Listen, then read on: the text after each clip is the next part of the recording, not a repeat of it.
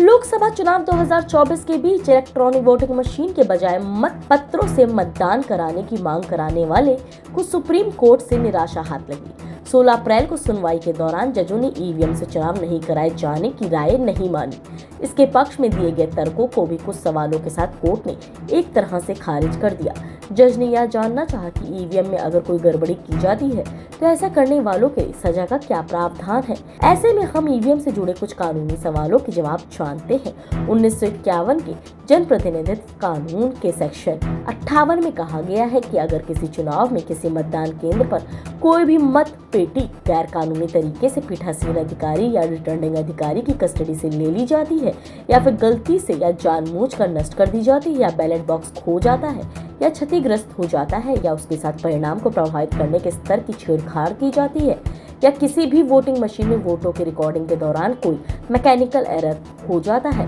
या कोई भी ऐसी एरर या अनियमितता जिससे मतदान प्रभावित होने की आशंका हो तो रिटर्निंग ऑफिसर तुरंत चुनाव आयोग को मामले की रिपोर्ट करेगा। उसके बाद चुनाव आयोग सभी भौतिक परिस्थितियों को ध्यान में रखने के बाद या तो उस मतदान केंद्र पर मतदान को रद्द घोषित कर सकता है या फिर उस मतदान केंद्र पर नए सिरे से मतदान का दिन वक्त जगह तय कर सकता है। अगर चुनाव आयोग इस बात से संतुष्ट है कि उस मतदान केंद्र पर दोबारा वोटिंग पूरे चुनाव परिणाम को प्रभावित नहीं करेगा या फिर वोटिंग मशीन की खराबी या प्रक्रिया में त्रुटि या अनियमितता इतनी महत्वपूर्ण नहीं है तो चुनाव आयोग रिटर्निंग ऑफिसर को ऐसे निर्देश जारी करेगा जो चुनाव के आगे संचालन के लिए सही होगा।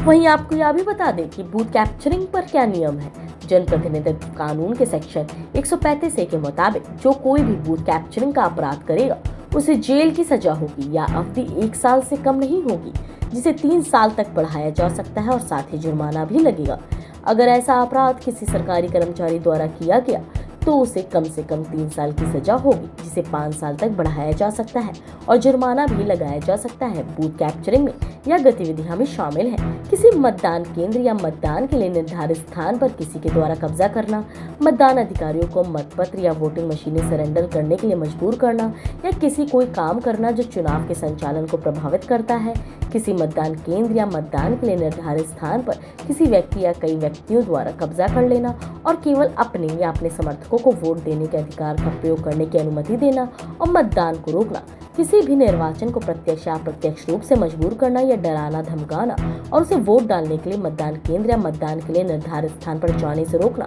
वहीं अदालत ने यह भी पूछा क्या सभी मतदान केंद्रों पर सीसीटीवी कैमरे लगाए गए थे, जिसके जवाब में अदालत को बताया गया कि 50% मतदान केंद्रों पर सीसीटीवी कैमरे लगे हुए हैं। ईवीएम से छेड़छाड़ पर सजा के बारे में ईसीआई के वकील ने जनप्रतिनिधित्व अधिनियम की धारा 132 मतदान केंद्र में कदाचार और 132 से मतदान की प्रक्रिया का पालन करने में विफल रहने पर जुर्माना का उल्लेख किया, जिस पर जस्टिस खन्ना ने कहा यह प्रक्रिया से कहीं अधिक गंभीर है, इसके लिए कोई विशिष्ट प्रावधान नहीं है। आईपीसी के कुछ ऑफेंस अवश्य होंगे।